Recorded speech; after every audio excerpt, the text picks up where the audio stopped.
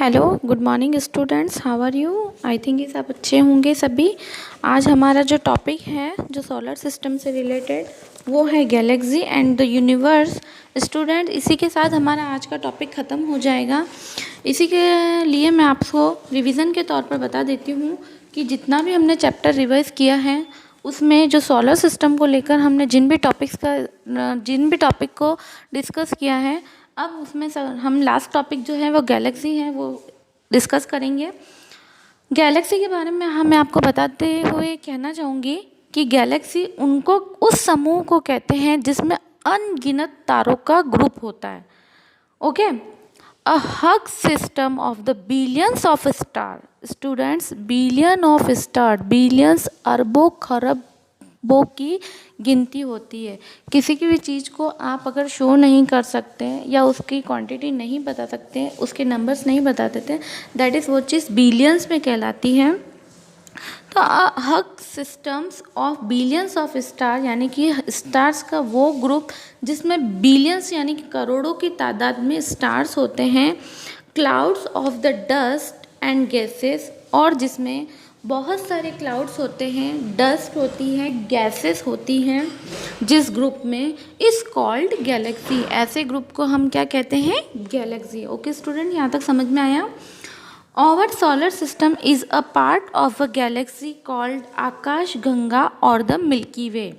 यानी कि हमारा जो सोलर सिस्टम है, सोलर सिस्टम में आपको बता ही सकती हूँ, जिसमें सेलेक्टिकल बॉडीज़ होती हैं एंड एस्ट्रॉयड होते हैं, मेटेरॉइड्स होते हैं, प्लैनेट्स होते हैं, सन होता है, मून होता है स्टूडेंट्स, अर्थ होती है, एयर प्रेशर होता है।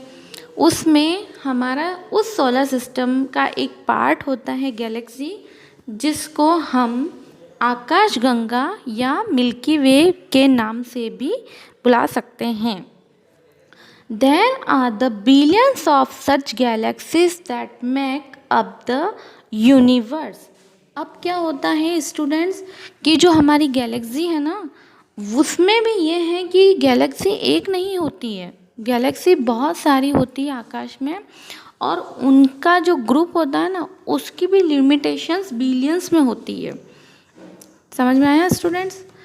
यानी कि जो गैलेक्सी का ग्रुप है ना वो भी आकाश में अनगिनत है, दैट इज़ वो भी सारे ग्रुप्स बिलियंस में आते हैं। दैट इन बिलियंस ग्रुप को, यानी कि इन गैलेक्सीज के बिलियंस ग्रुप को हम यूनिवर्स कहते हैं। Okay, it is difficult to imagine. अब सबसे पहला हम इस चीज़ को इमेजिन भी नहीं कर पा रहे हैं कि आई थिंक तुम भी सोच रहे होगे कि मैम क्या कह रहे हैं, लेकिन सच बात यह है कि हम इस चीज़ को इमेजिन नहीं कर पाते कि क्या हमारे सोलर सिस्टम में, हमारे स्काई में इतनी सारी यूनिवर्स होती हैं। यस स्टूडेंट्स, हमारे जो सोलर सिस्टम है उसमें इतनी सारी यूनिवर्स होती हैं। How big the universe is, तुम सोच भी नहीं सकते हमारी यूनिवर्स इतनी बड़ी होती है। Okay, scientist are the still trying out to find more and more about it. अब जो हमारे साइंटिस्ट हैं ना वो भी इस चीज़ का पता लगाने के लिए जुड़े हुए हैं कि हमारी यूनिवर्स कितनी बड़ी है, उसमें क्या क्या होता है, क्या क्या नहीं होता है, दैट इज़ ओके।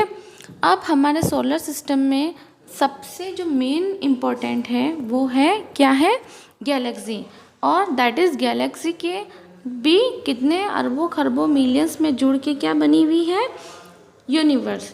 और हमारे साइंटिस्ट उसके बारे में आगे से और पता लगा रहे हैं। तो फाइनली स्टूडेंट्स, हमारे इस चैप्टर में आपको ये समझने को मिला है कि हमारा जो सोलर सिस्टम है उसमें sun, moon, earth, planets and the asteroids, meteoroids, pressures, air, atmosphere और आकाशगंगा, सप्तऋषि, गैलेक्सी, यूनिवर्स, ये सारी चीज़ें हमें इस टॉपिक में डिस्कशन में मिली है। नेक्स्ट जो ये है कि स्टूडेंट, मैं आप एक लास्ट एंड लास्ट आपको एक चीज़ समझाना चाहूँगी कि कभी भी आपने आकाश में रात को आपने आकाश की तरफ देखा है? हाँ, ऑब्वियसली देखा ही होगा। तो आपने रात में आकाश में चमकते हुए तारों को देखा है? यस, देखा ही होगा।